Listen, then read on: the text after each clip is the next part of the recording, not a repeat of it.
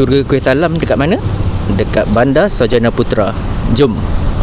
Dia orang buka dari Selasa sampai hari Ahad, dari 8 pagi sampai 7 malam. Isnin korang jangan datang.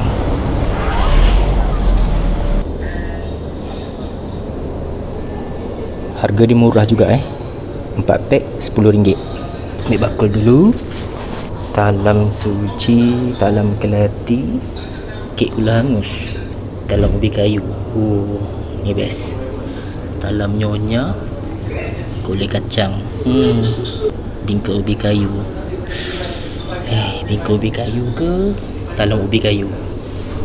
Dua-dua tu favourite aku. Bingka pandan, talam cendol. Menarik. Talam berlauk. Okey tak? Tepung talam. Ni dia punya OG. Kek lapis pelangi, kasui. Selain kuih talam, ada juga laksa, mi kari, puding caramel RM5 je. Kek batik RM6.5. Brownies RM7. Bingka ubi kayu. Kalau aku akan cari yang dia ada macam terbakar sikit. Talam cendol ni kena ambil. Talam suji ni aku tak pernah try, so aku ambil satu lah. Aku agak curious dengan dia punya rasa.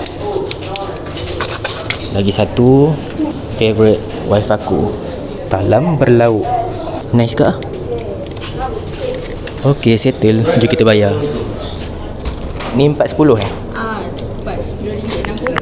RM10 60 sen sekali dengan SST lah. Ya betul. Okay. Oh, sini nak lepak-lepak pun boleh minum air Boleh. sebagai QR Boleh sini. Okay. Dia punya kedai ni best juga sebab kedai ni ada aircon so korang kalau nak lepak sini pun tak ada hal lah.